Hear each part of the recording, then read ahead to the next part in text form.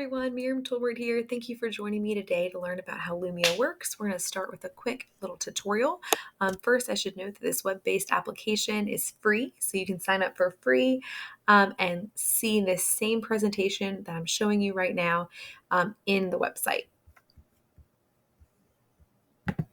First thing is if you click, my little barb, if you click right here on this arrow, that's how you kind of progress through the slides. If you click on the number here, you can see all the slides pop up from the teacher view. So the students won't be able to see this, just you. So it's really helpful if you're, in the middle of saying something to kind of know what's coming up next.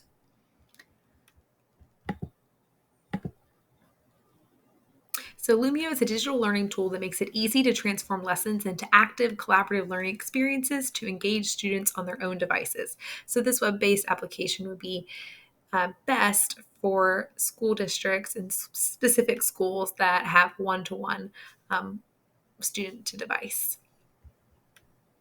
What I like about this application, just from beginning to explore it this week as a part of this assignment, is that it takes like kind of more of a static lesson, like a slides, and really turns it into more of an interactive lesson, which is great for all students, but especially students who need those manipulatives and that visual component and videos and interactive games.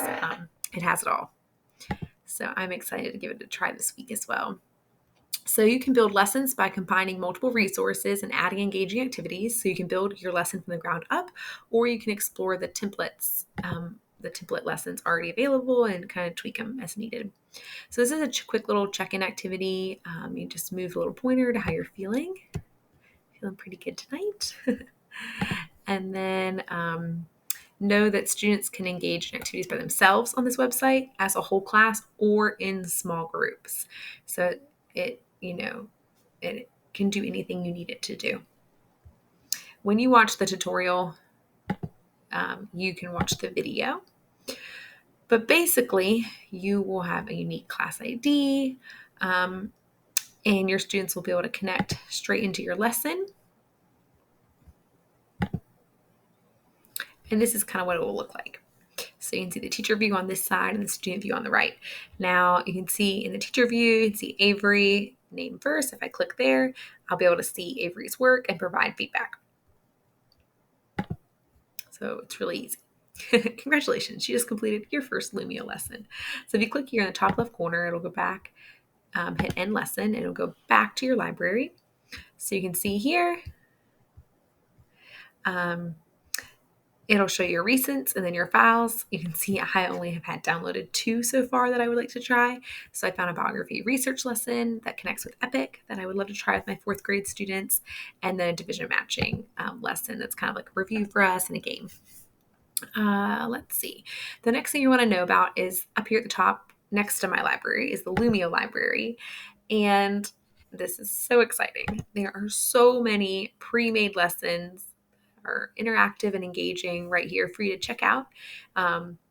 Even collections based on like distance learning. So if you have a snow day, click right there. Manipulatives.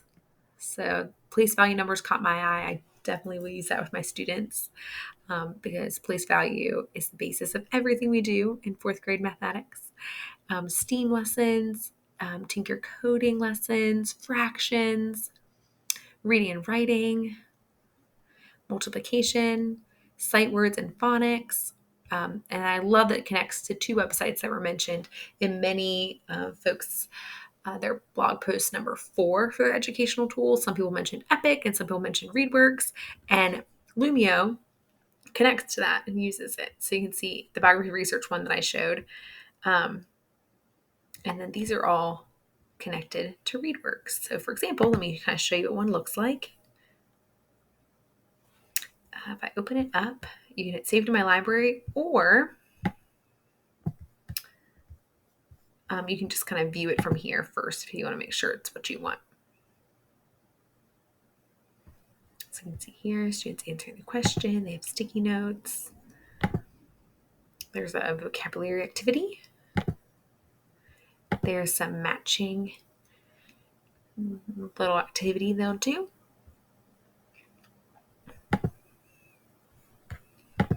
A choice board. a word work activity. That's a part of this nonfiction lesson. The you do step where they'll have to make an art portrait. Timeline, and then the reflection at the end with a little word search if someone finishes earlier. So that's just an example of one. But there is so much to explore on here. I think I could spend hours looking at this right now and downloading all the lessons that I'd be interested in trying out with my students.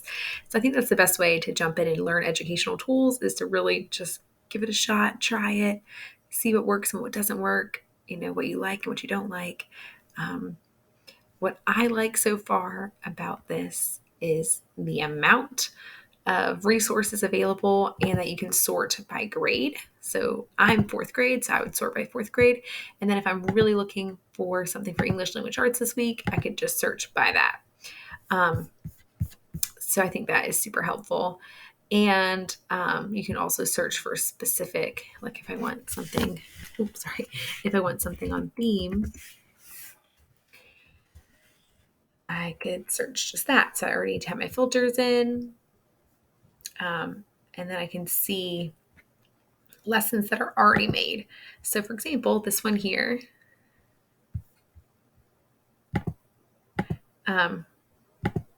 already here for you. Okay, it tells you the grade. And then I can tweak it. I could add in some things if I think it's a little static, or I could just save it to my library and use. So there is so much here to explore. I hope I've given you a little taste of it. I've showed you how to search for resources, and so that's my favorite thing, is the resources, because I think it's so easy to just spend your time recreating. It's nice to have something done.